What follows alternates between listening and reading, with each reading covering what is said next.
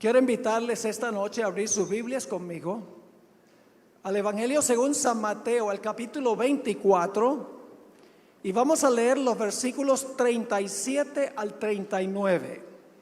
Mateo 24 y el versículo 37 hasta el versículo 39. En nuestro tema de ayer estudiamos en cuanto a la destrucción de Sodoma y Gomorra. Y nos dimos cuenta que la destrucción de las ciudades de la llanura representa una destrucción mayor cuando Cristo venga por segunda vez.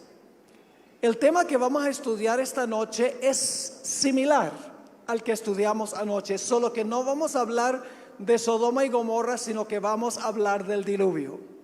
Leo empezando el versículo 37. Mas como en los días de Noé, así será la venida del Hijo del Hombre. Esa es tipología. Como fue allá, será en el futuro. Versículo 38. Porque como en los días antes del diluvio, estaban comiendo y bebiendo, casándose y dando en casamiento, hasta el día en que Noé entró en el arca. Y no entendieron hasta que vino el diluvio y se los llevó a todos. Así será también la venida del Hijo del Hombre. Lo que ocurrió en los días de Noé ocurrirá de nuevo hacia el final de la historia. Es lo que se llama tipología. Lo que sucedió en el pasado ocurrirá en el futuro también.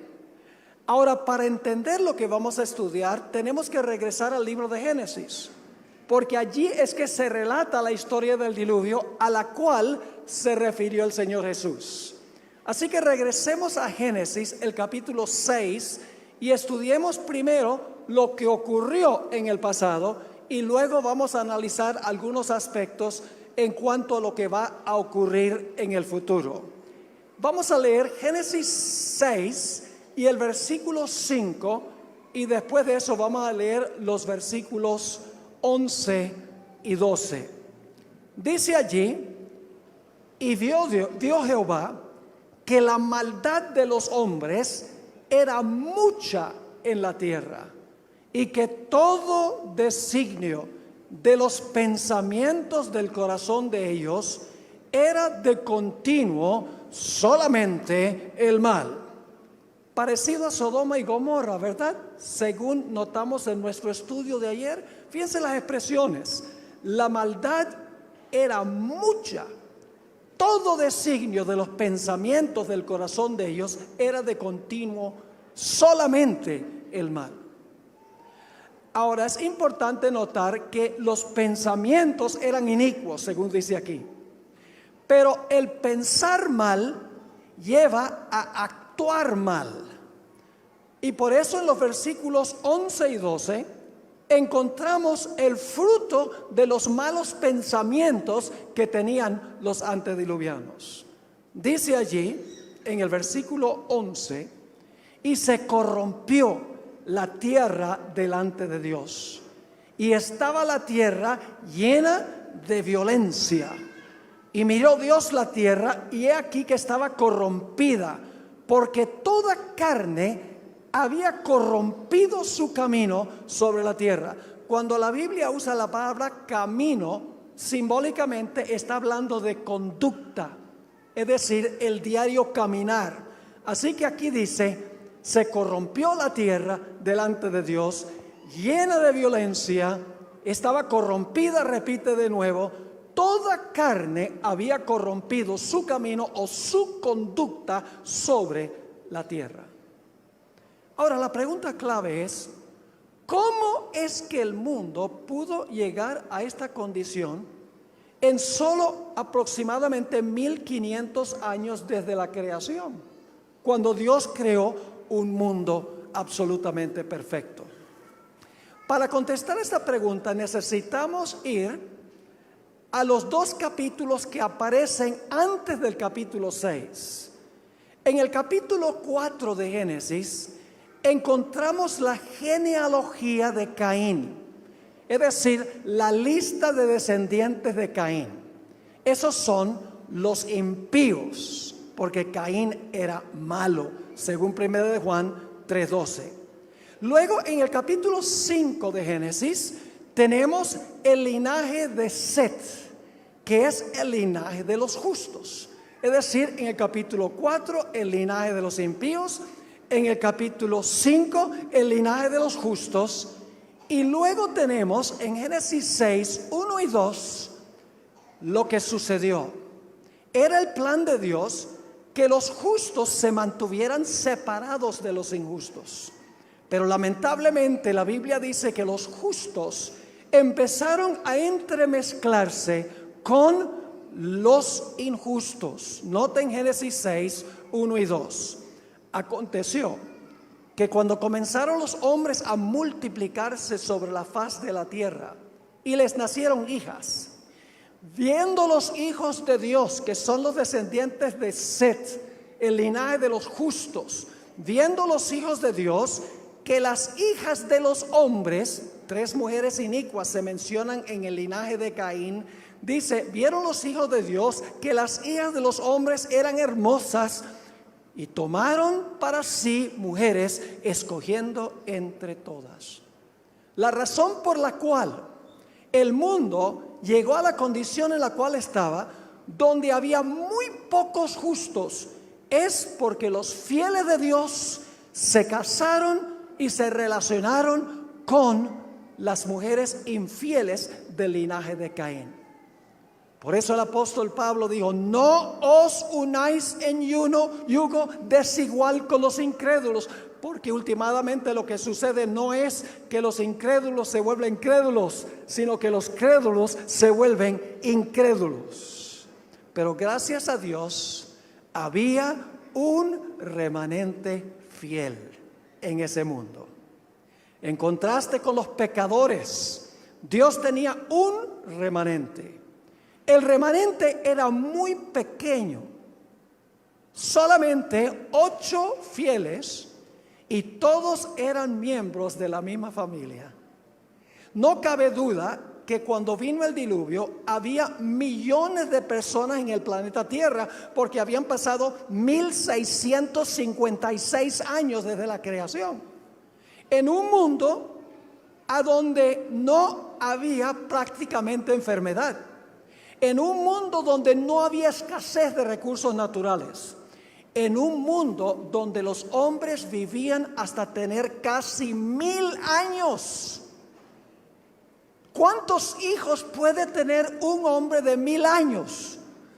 Bueno, 969 fue el que más vivió. Estoy redondeando el número. Te dicen, bueno, los hombres no tienen hijos, pero sí cooperan, ¿verdad que sí? Ahora, si los hombres vivían esa cantidad de tiempo, indudablemente las mujeres también eran muy longevas. Es decir, que en ese mundo no cabe duda que había millones de personas.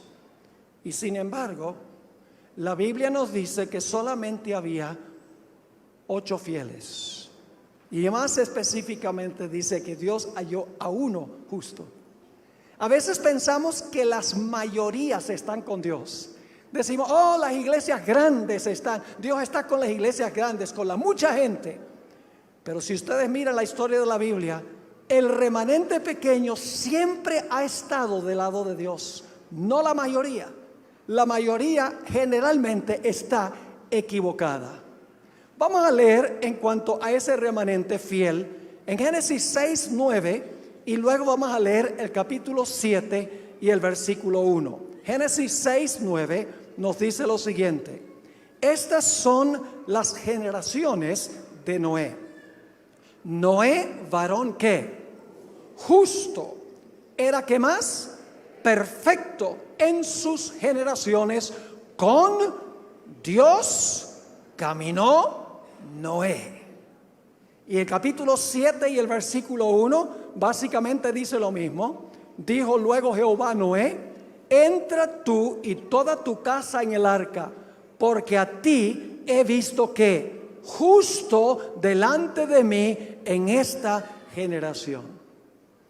Así que el relato bíblico nos dice que había uno justo, Y como la cabeza de la familia representaba a toda la familia, Noé y su familia estaban entre los justos.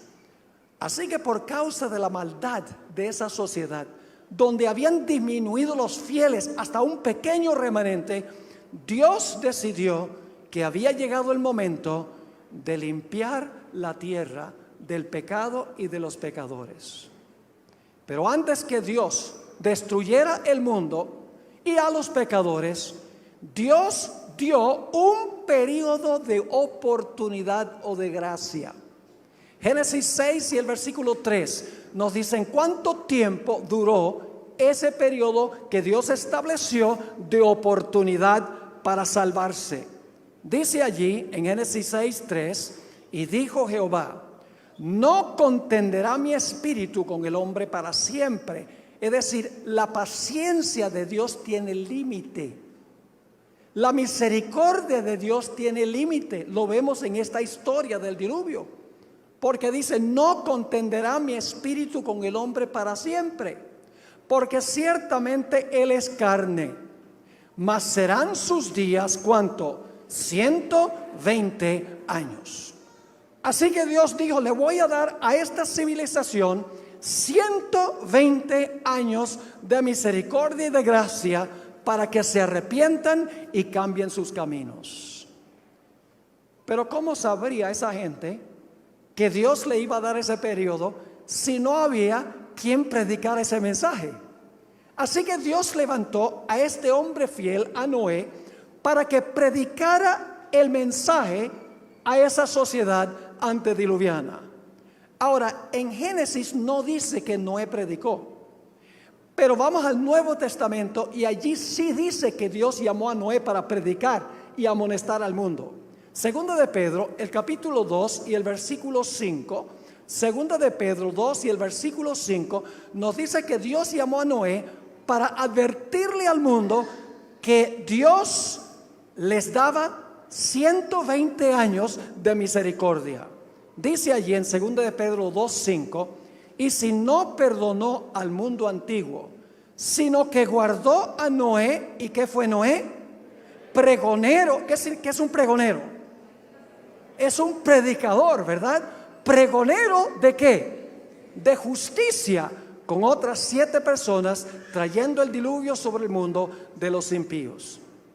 Ahora, el mensaje también iba acompañado del poder del Espíritu Santo.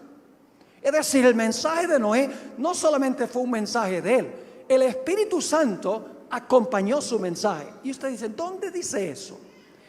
Volviendo otra vez a Génesis 6 y el versículo 3, Génesis 6 y el versículo 3, y dijo Jehová: no contenderá mi ¿qué? Mi espíritu con el hombre para siempre, porque ciertamente él es carne, mas serán sus días 120 años.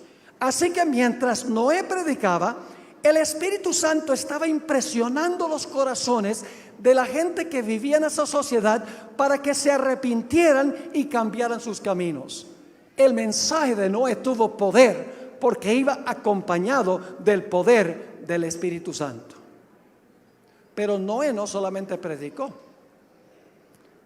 No solamente predicó, sino que también construyó un arca. Mostró su fe por sus obras. Noten lo que dice en Hebreos 11 y el versículo 7. Hebreos 11 y el versículo 7.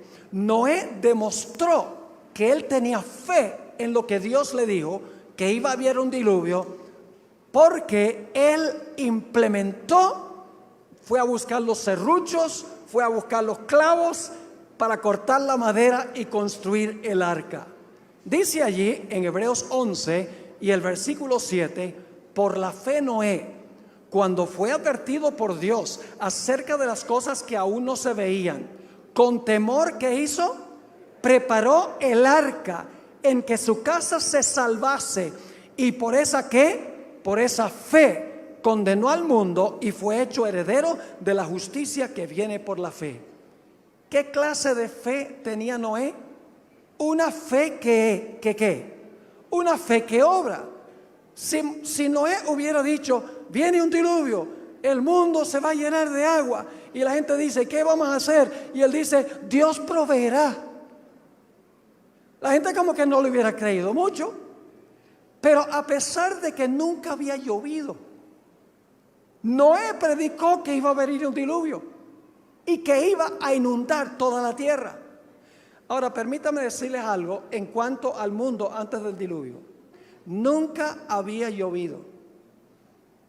En la creación, según Génesis 1:2, el planeta Tierra estaba completamente cubierto de agua antes de la creación. En Génesis 1:7 nos dice que Dios, el segundo día de la creación, tomó parte del agua que cubría el planeta y la colocó arriba para que la tierra fuera como un invernadero, y tomó parte del agua y la colocó debajo de la tierra. Se conoce como las ventanas del cielo y las fuentes del gran abismo. Ahora, ¿por qué colocó Dios esa capa de agua o de vapor encima de la tierra? Para que hubiese un clima uniforme. ¿Por qué colocó el agua debajo de la tierra? Para tener un sistema de riego automático. En Génesis, el capítulo 2 y el versículo 5 y 6 dice que a ciertas horas del día subía un vapor de la tierra que regaba la tierra. Es decir, la tierra no era regada por lluvia, la tierra era regada por un sistema de riego automático. En el diluvio, Dios no tuvo que inventar agua. Dios no tuvo que crear agua en el diluvio. Lo único que tuvo que hacer Dios es hacer caer el agua que estaba arriba y traer hacia arriba el agua que estaba abajo para inundar el planeta como había sido antes de la semana de la creación. Así que ustedes pueden imaginarse Noé. La gente pensaba que estaba loco, diciéndole a la gente, oigan, el mundo va a ser destruido por un diluvio. Y la gente dice, esa palabra no está en nuestro vocabulario. Esa palabra no está en el diccionario. ¿Qué significa? Significa que Dios va a llenar el mundo de agua como estaba antes de la creación. Dicen ellos, qué ridículo. Si nunca ha llovido. La forma en que se riega la tierra es que sube un vapor de la tierra. Noé, tú estás loco. Lo que estaba diciendo Noé era anticientífico, antirracional, antihistórico. Y sin embargo Noé mostró su fe. No solo predicó que venía un diluvio, sino que construyó un arca en tierra seca, porque demostró que creía que venía un diluvio como Dios había dicho. Así que Noé predicó por 120 años. Llegó hacia el final de los 20 años. Y Dios hizo un gran milagro cuando Noé terminó de construir el arca. En Génesis 7 y el versículo 15 y 16, Génesis 7 y el versículo 15 y 16, nos dice que Dios le mandó a los animales que vinieran de dos en dos a Noé, quien estaba en el arca. La versión de Hollywood no funciona. En la versión de Hollywood, los hijos de Noé tienen sogas en los animales y están arrastrando a los animales para meterlos en el arca. Pero noten lo que dice la Biblia en cuanto a los animales. Dice en el versículo 15, vinieron pues con Noé al arca, de dos en dos, de toda carne en que había espíritu de vida. Y los que vinieron, macho y hembra, de toda carne, vinieron como le había mandado Dios. Imagínense, los animales obedecieron a Dios y los seres humanos no. Es decir, la conciencia del hombre estaba completamente cauterizada. Así que una vez que entraron todos los animales en el arca, Noé se paró en la puerta del arca e hizo un último llamado a esa civilización. Predicó, por así decirlo, su último sermón. ¿Y cuántos aceptaron el mensaje? Nadie. Y por lo tanto ahora Noé y su familia entraron al arca y vamos a ver en un momento que se cerró la puerta. Cuando se cerró la puerta, el Espíritu Santo dejó de contender con los corazones de los seres humanos. Vamos a leer en cuanto al cierre de la puerta. Noé no cerró la puerta. ¿Quién cerró la puerta? Dios cerró la puerta. Dice allí en Génesis 7:16, y los que vinieron, macho y hembra, de toda carne vinieron, como le habían mandado Dios. Y luego, ¿qué dice? Y Jehová le cerró la puerta. Cuando esa puerta se cerró, todos los casos estaban decididos para vida o para muerte. Los que estaban dentro del arca estaban salvos, los que estaban fuera del arca estaban perdidos. No había forma de cambiar de lado. El destino de cada uno estaba ya fijo. Y sin embargo, algo muy interesante. Noé predicó 120 años. Imagínense una campaña evangelística de estas que dura 120 años. Si Noé hubiera trabajado con una institución hoy en día como evangelista, ya lo hubieran votado. Porque predicó 120 años y el fruto fueron 7 personas y todas eran miembros de su propia familia. Es decir, la vasta mayoría, millones y millones, rechazaron el mensaje. Y dentro del arca había solamente un pequeño remanente fiel. Así que se cerró la puerta. Y enseguida comenzó a llover. No comenzó a llover enseguida. Noten Génesis 7 y el versículo 10. Génesis 7 y el versículo 10. Aquí está hablando Dios a Noé y dice: porque pasados aún 7 días, yo haré llover sobre la tierra 40 días y 40 noches, y raeré de sobre la tierra, la faz de la tierra, a todo ser viviente que hice. Y luego dice: y sucedió que al 7º día las aguas del diluvio vinieron sobre la tierra. Ahora tenemos que hacernos una pregunta. ¿Por qué es que después que se cerró la puerta, Dios permitió que pasaran 7 días, Noé y su familia en el arca y los impíos vivos afuera del arca? La respuesta es muy sencilla. ¿Creen ustedes que la fe y la confianza de Noé y su familia en la palabra de Dios fue severamente probada durante esos 7 días? Imagínense, pasa un día, cielo azul. 2 días, cielo azul. 3er día, 4º día, 5º día, 6º día. Cada día que pasa, la fe de Noé y su familia en la palabra de Dios es severamente probada. ¿Cómo creen ustedes que se portaron los que estaban fuera del arca por cada día que pasó? Cada día más altaneros, cada día más violentos.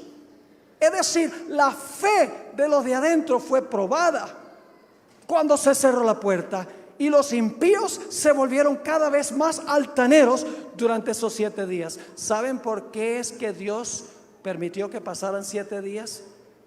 Porque Él quería enseñar que como en los días de Noé, así será la venida del Hijo del Hombre. Vamos a ir a eso en unos momentos. Pero recuerden que la razón por la cual Dios permitió que pasaran 7 días era para probar la fe y la confianza de Noé y su familia en la palabra de Dios, y al mismo tiempo para permitir que los impíos tuvieran su día de victoria. Y luego, después de los 7 días, vino el agua. Vamos a leer Génesis 7 y el versículo 11. Génesis 7, 11. Ahora el agua que Dios colocó arriba y el agua que colocó abajo, ahora va a traer el agua hacia arriba y el agua hacia abajo y va a llenar el planeta como estaba originalmente. Dice allí, el año 600 de la vida de Noé, en el mes segundo, a los 17 días del mes, aquel día fueron rotas todas las fuentes del grande abismo y las cataratas de los cielos fueron abiertas y hubo lluvia sobre la tierra 40 días y 40 noches.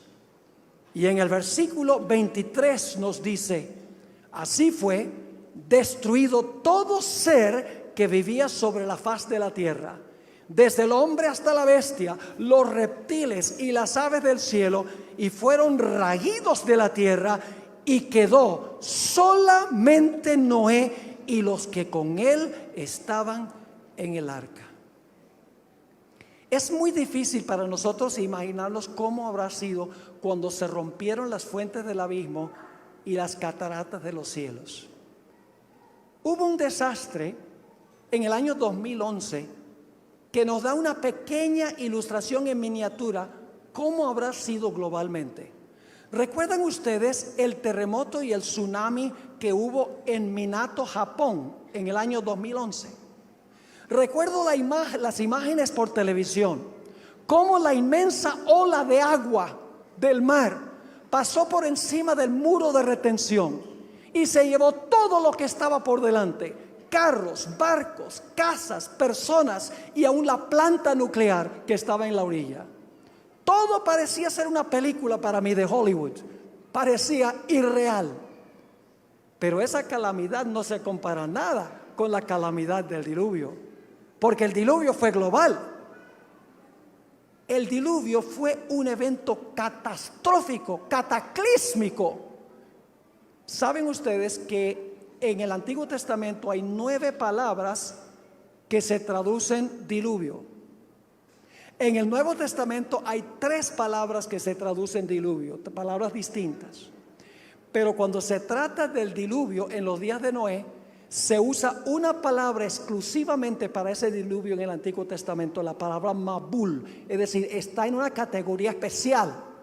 Y en el Nuevo Testamento también se usa una palabra griega solo para el diluvio en los días de Noé, y es la palabra cataclismos, de donde viene nuestra palabra cataclismo. En un clásico libro sobre la historia de bíblica en los tiempos tempranos de la historia de este mundo, Patriarcas y Profetas, se describe así cómo fue el diluvio. El agua se veía caer de las nubes cual enormes cataratas. Yo no sé si ustedes han estado alguna vez en las cataratas de Iguazú. Eso hace un estruendo. Imagínense 1 millón de Iguazús y todavía no alcanza a llegar a lo que fue eso.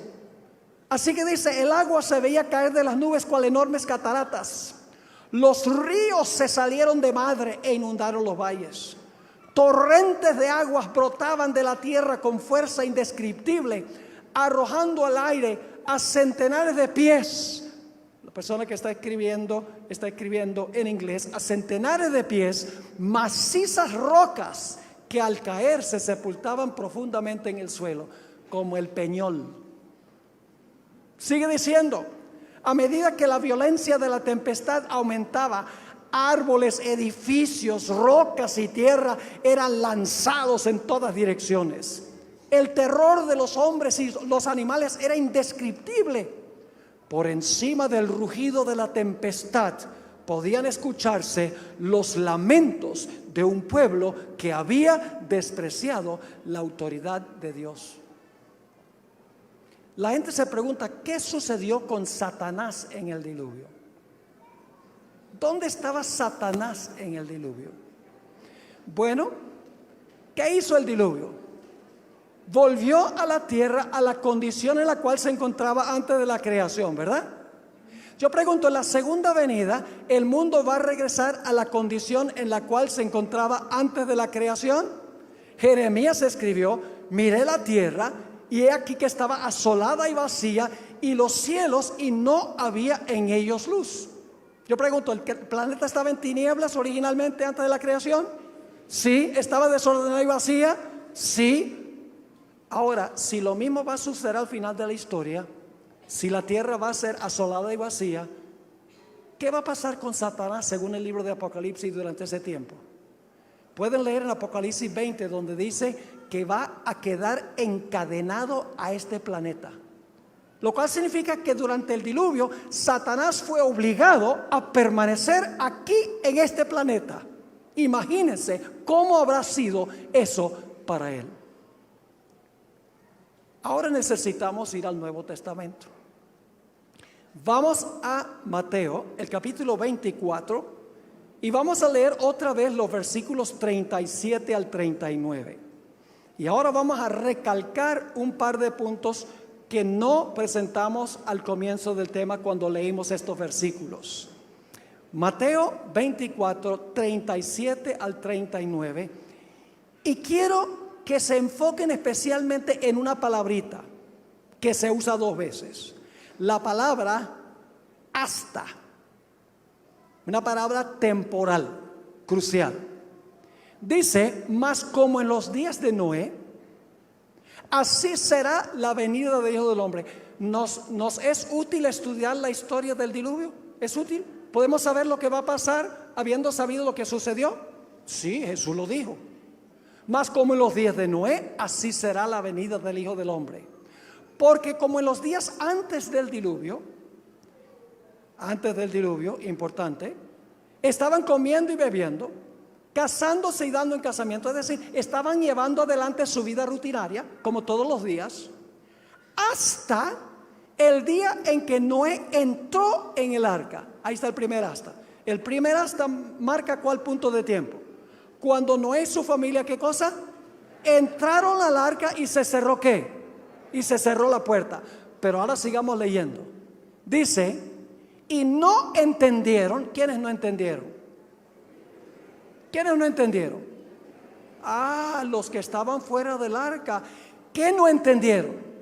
No entendieron hasta que vino el diluvio y se los llevó a todos.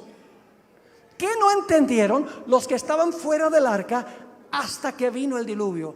No entendieron que estaban ¿qué? Perdidos. Jesús está diciendo aquí que en relación con su segunda venida, la puerta se va a cerrar, luego va a haber un periodo y entonces viene la destrucción. Sí, porque al final del versículo Jesús dijo, así será ¿qué? Será también la venida del Hijo del Hombre. Es decir, la puerta de la gracia para el mundo se va a cerrar antes de la destrucción. Y durante un periodo de tiempo, los seres humanos no van a saber que están perdidos. ¿Cuándo es que se van a dar cuenta que están perdidos? Cuando el Señor Jesucristo venga y venga la destrucción. Ahora, Jesús dio una ilustración de cómo va a ser esto. Jesús dijo que Él va a venir como ladrón. Ahora, no se preocupen que Jesús no es ningún ladrón. Jesús está tratando de recalcar un punto muy importante. Él dice, yo vengo como ladrón. Y mucha gente cree, bueno, esa es la segunda venida de Jesús. Pero en realidad no. Y ustedes dicen, ¿cómo es eso? Bueno, vamos a pensar de la venida de un ladrón. Es el mes de diciembre, donde hace frío aquí en Medellín. ¿Verdad que sí? Un poco más frío en diciembre. A pesar del cambio climático, ¿verdad? Un poquito menos. Está soplando el viento. Han trabajado todo el día. Llegan a la casa después de trabajar todo el día cansados. Se comen la sopita. Y luego después de comer, la comida liviana, se sientan en la silla más cómoda que tienen a ver las noticias y se empiezan a dormir. Dice, yo me voy a ir a acostar. Y la persona va y se acuesta. Debajo de las cobijas, calienticos. Y cuando está debajo de las cobijas, se me olvidó trancar la puerta. Esto está tan calientico y tan cómodo aquí. Me da guayabo salirme de aquí.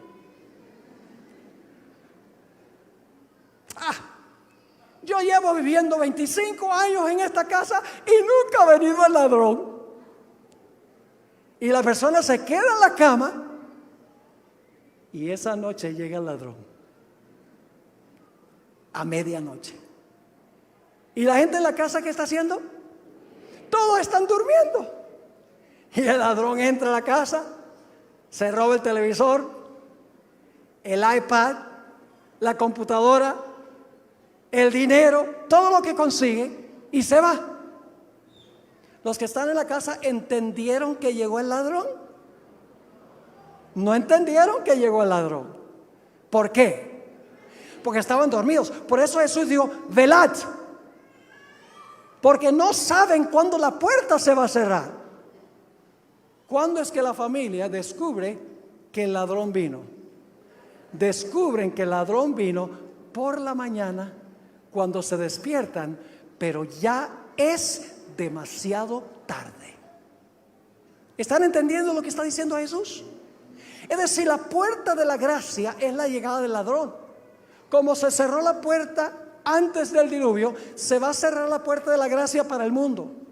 Así como la fe de Noé y su familia fue severamente probada en una tribulación, de la misma manera el pueblo de Dios en la tierra pasará por lo que Jesús llamó como la gran tribulación. Y así como los impíos se volvieron cada vez más altaneros contra Noé y su familia, de la misma manera los impíos se van a volver altaneros contra el pueblo de Dios. No sabiendo los impíos que están perdidos, sino hasta que venga la destrucción.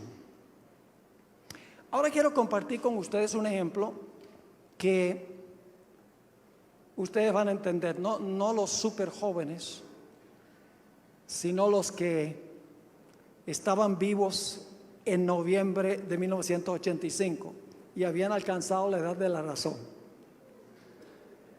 Yo pregunto, ¿será posible que se va a cerrar la puerta de la gracia de la tierra, en la tierra y va a tomar a la gente por sorpresa? ¿Ustedes creen que va a tomar a la mayoría de la gente por sorpresa?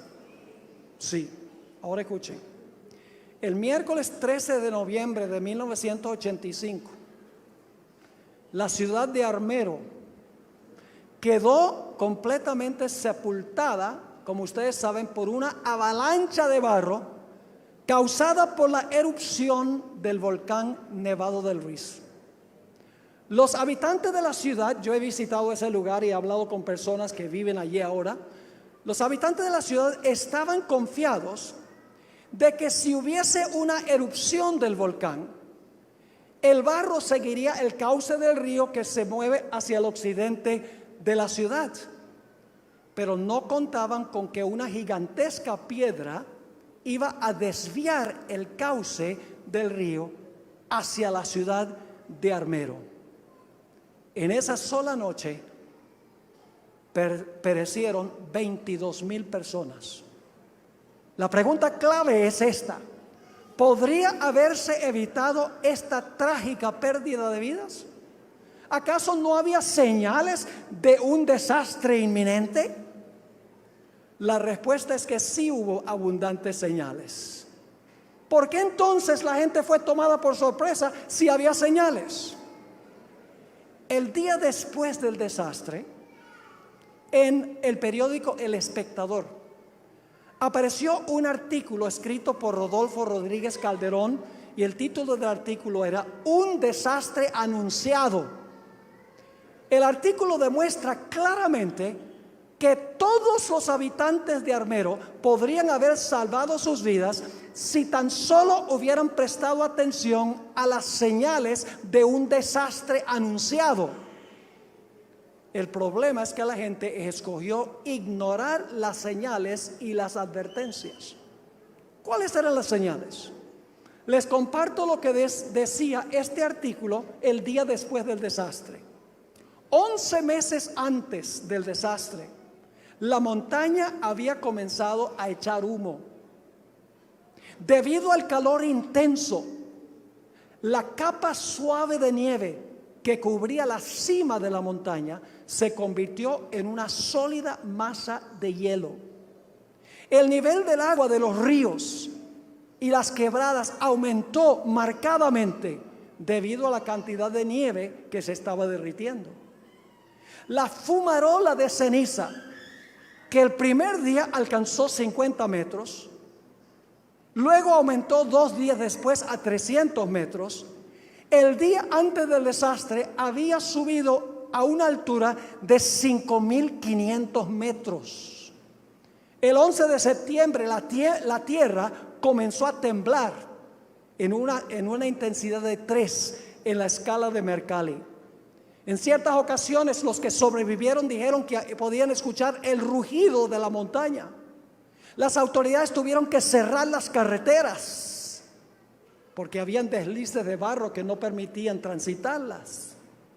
Los que sobrevivieron afirmaron que no era posible mantener las casas y los muebles limpios. Estaban todo el tiempo llenos de arcilla. La gente podía sentir el olor de azufre en el aire. La noche del desastre hubo una lluvia torrencial con un viento de la intensidad de un huracán.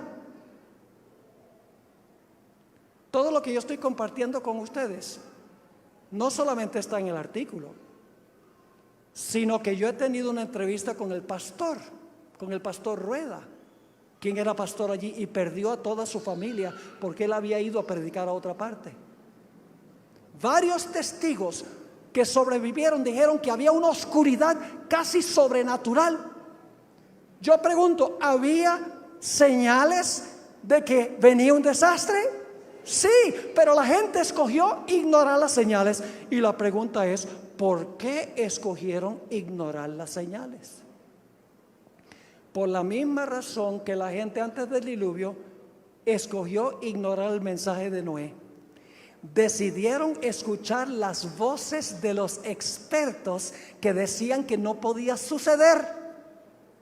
En el mismo artículo que yo les mencioné del Espectador, a las 7 de la noche, y no voy a mencionar los nombres, tengo los nombres de todos los personajes, pero no lo voy a mencionar, el sacerdote de la ciudad anunció por radio: no hay razón para tener pánico, por favor conserven la calma.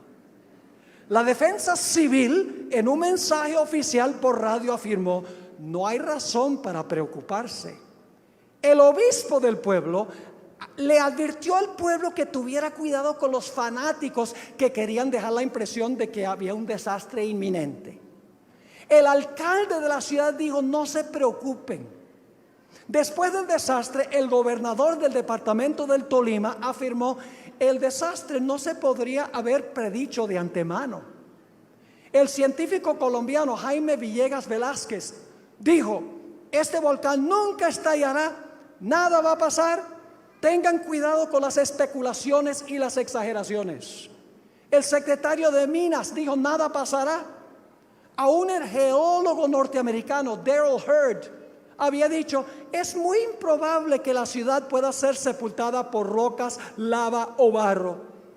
El Comité Regional de Emergencias esa misma noche impartió el siguiente mensaje: no esperen que las ventanas se quiebren, no esperen oscuridad ni lava corriendo cuesta abajo, no esperen una gran cantidad de ceniza, entre otras cosas.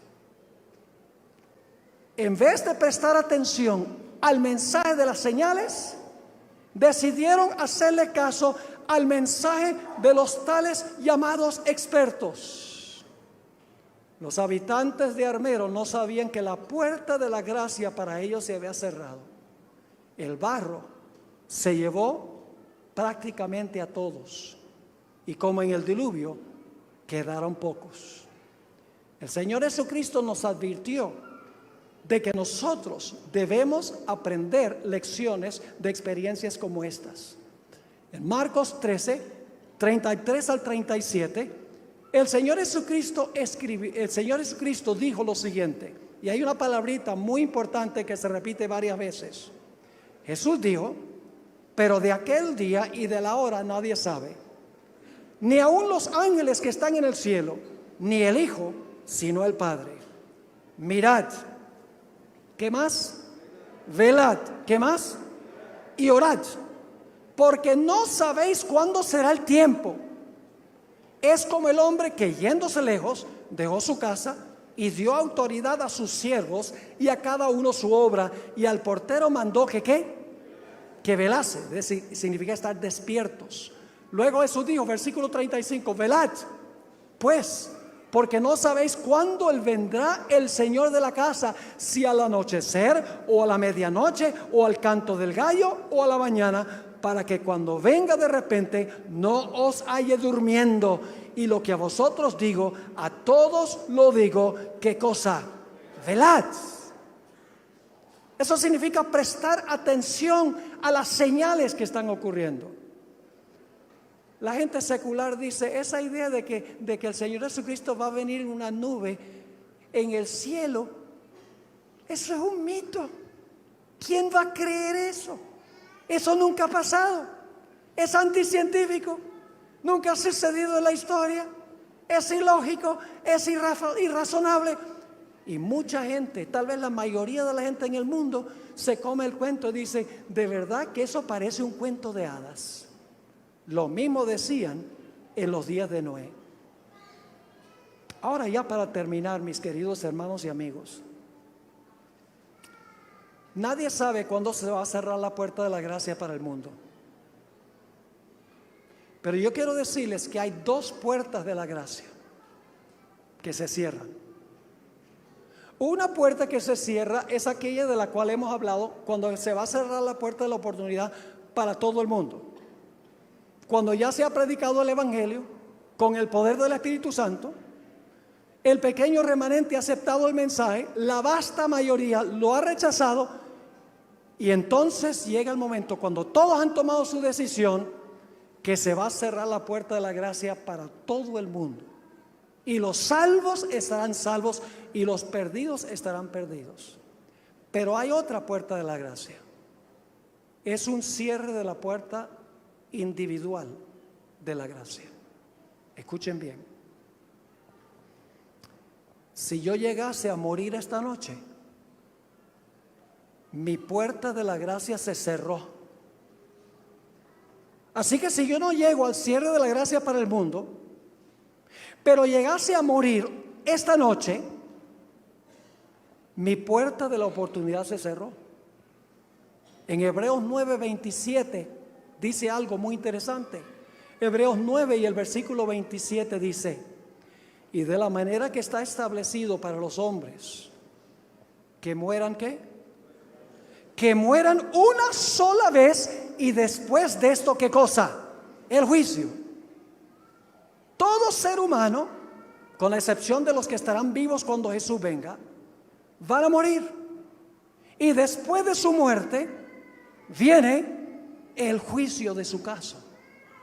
Después de la muerte no hay oportunidad de cambiar de lado. La puerta individual de la gracia en ese momento se cerró. Pensamiento solemne, que si no llegamos al cierre de la gracia para el mundo, pero si llegamos al cierre de la gracia individual, sucederá exactamente lo mismo. Pero yo quiero decirles, gracias a Dios,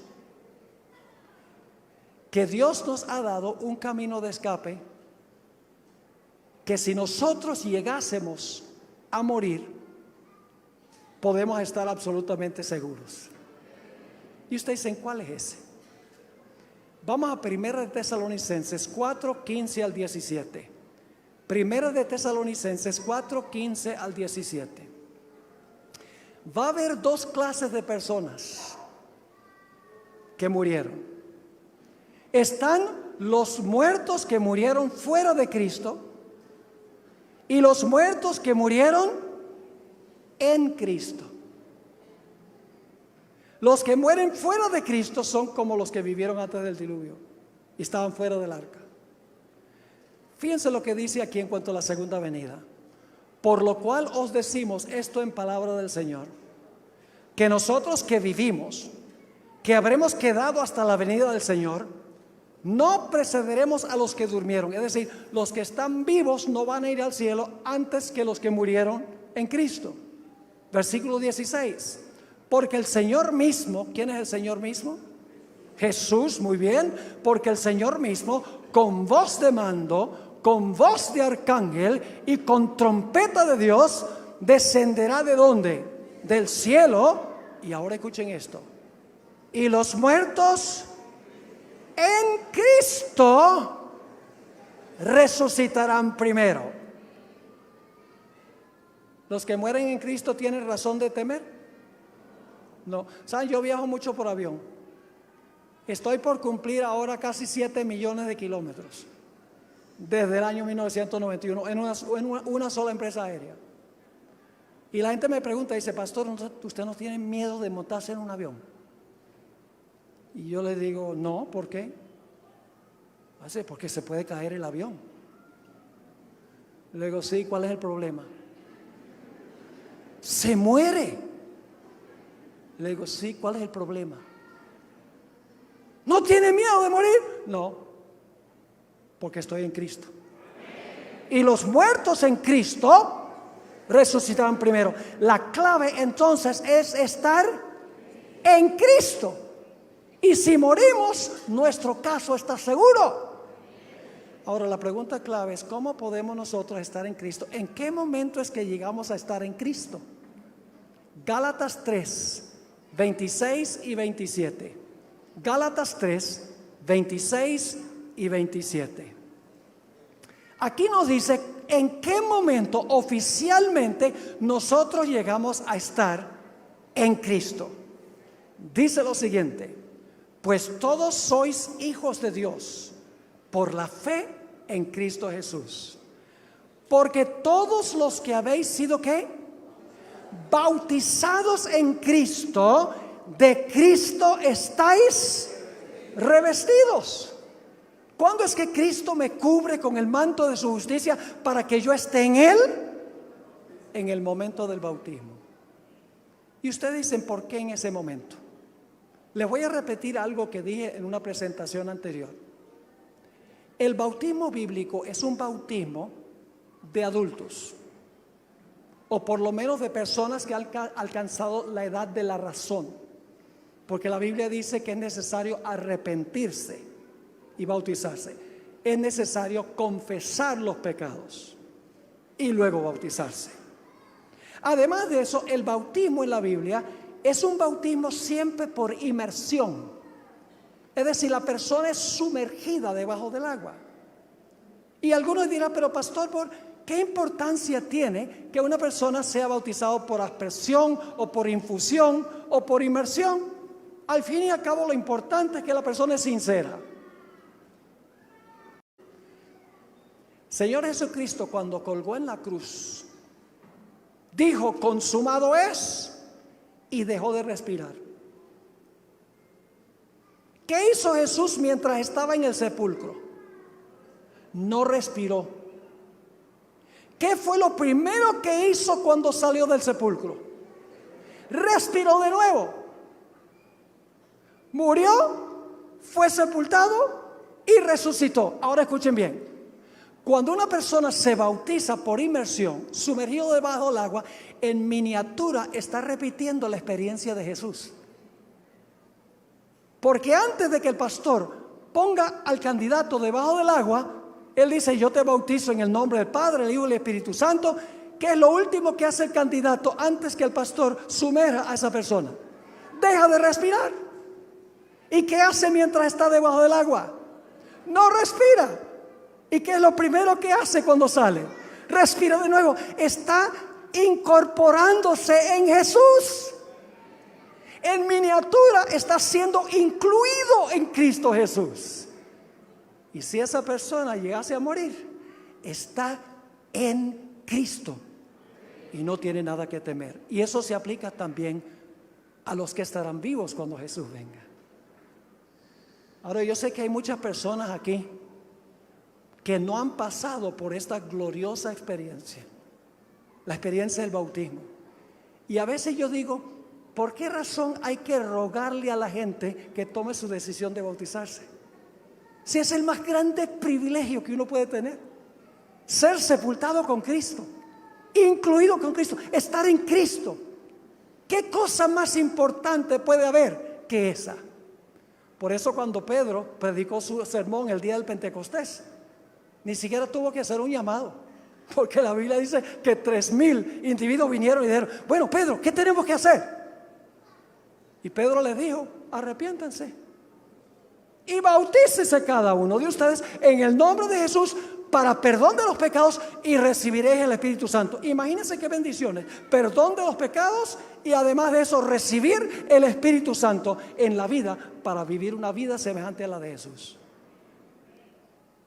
Ahora yo pregunto en esta noche, yo sé que muchos aquí se están preparando para bautizarse, y quiero invitarles que ustedes también se coloquen de pie si han tomado la decisión. ¿Cuántos de los que están aquí esta noche que todavía no han sido bautizados o se han extraviado del Señor y dicen: yo necesito renovar mis votos con Jesús? ¿Cuántos quieren decir: yo quiero pasar por esa gloriosa experiencia del bautismo? ¿Quieren levantar la mano? Por favor, pónganse de pie, yo voy a orar por ustedes. Mejor dicho, vengan aquí adelante. Los que están parándose, vengan aquí adelante, yo voy a orar por ustedes. Yo voy a orar por todos los que están respondiendo a este llamado. No deje pasar esta oportunidad. ¡Qué gloriosa oportunidad es esta! El Espíritu Santo te está llamando en esta noche. Gloria a Dios. Acérquense aquí porque queremos que todos estén aquí cerquita en la plataforma. Tenemos también personas que están en el auditorio. Quiero invitar a los que están en el auditorio que por favor, si pueden movilizarse acá y unirse a este grupo, sería maravilloso. Y tenemos también personas en la cancha. No sé si pueden venir rápidamente también los que están en la cancha. Les invitamos a que se unan a este grupo que tenemos aquí en la plataforma. Por favor, vengan. Los niños que han alcanzado la edad de entender lo que significa entregarse a Jesús también pueden venir. Los jóvenes pueden venir. Los de la tercera edad pueden venir. La puerta está abierta para todos los seres humanos, todos los que no han pasado por esta gloriosa experiencia. La Biblia dice: hoy es el día de la salvación. Si hoy oyereis su voz, no endurezcáis vuestro corazón. ¿Saben ustedes que hay dos poderes aquí en esta noche? Está el poder de Jesús y del Espíritu Santo diciéndote en el oído: responde al llamado, escoge estar en Cristo. Y por el otro lado hay un poder que está diciendo: no, es demasiado difícil, no vas a poder vivir la vida cristiana. ¿Qué van a decir tus amigos? ¿Qué va a decir tu familia? No hagan caso a nada de eso.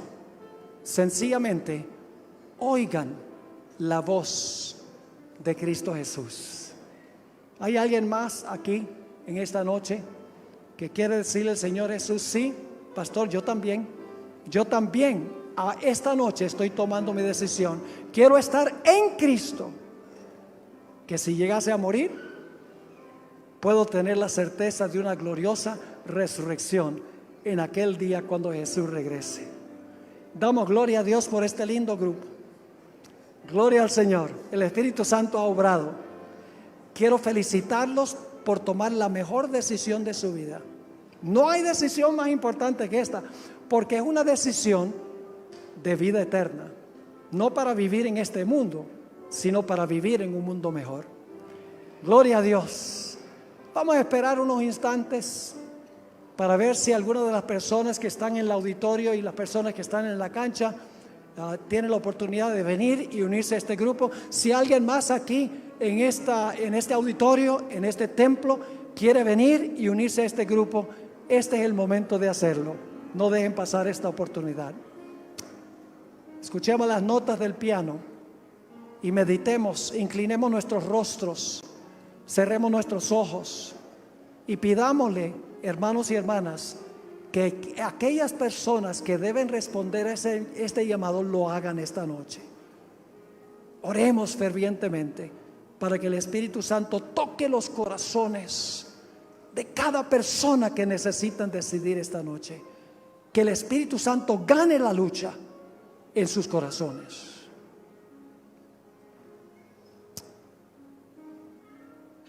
Bien,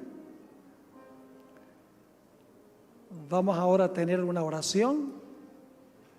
Si durante la oración hay otros aquí que quieren también responder al llamado, aún durante la oración, vengan y únanse a este grupo Demuéstrenle a Jesús que ustedes están decidiendo esta noche que van a incorporarse en Él y van a ser hijos e hijas de Dios. Oremos. Nuestro Padre, nuestro Dios, te damos gracias por llamarnos de tinieblas a tu luz admirable. Te damos gracias porque nos has dado un camino de salvación. Gracias porque no nos dejaste en este mundo para perecer, sino que enviaste a Cristo Jesús para vivir una vida perfecta, para cargar nuestros pecados, para que nosotros podamos ser aceptos en el amado. Te doy gracias, Padre, por este grupo de personas que han respondido. También tenemos personas que están viendo a través del internet. Te ruego, Señor, que tú les ayudes a entrar a la página para que ellos también expresen su deseo de bautizarse y de entregarse a Jesús. Bendice a aquellas personas que están en el auditorio, las personas que están en la cancha, que tal vez no tuvieron tiempo de venir acá. Te pido que tú bendigas a cada persona que ha respondido a este llamado y que no permitas que Satanás desanime a ninguna de estas almas preciosas. También te ruego, Señor, por aquellas personas en nuestro medio que sienten el deseo de tomar esta decisión, pero alguien o algo está estorbando. Te ruego, Señor, que antes de terminar estas conferencias, tú les des la valentía de decir: yo también sello mi pacto con Cristo Jesús. Gracias, Padre, por habernos acompañado. Te damos gracias por escuchar esta oración, porque te lo imploramos en el precioso nombre de nuestro querido y amante Jesús. Amén.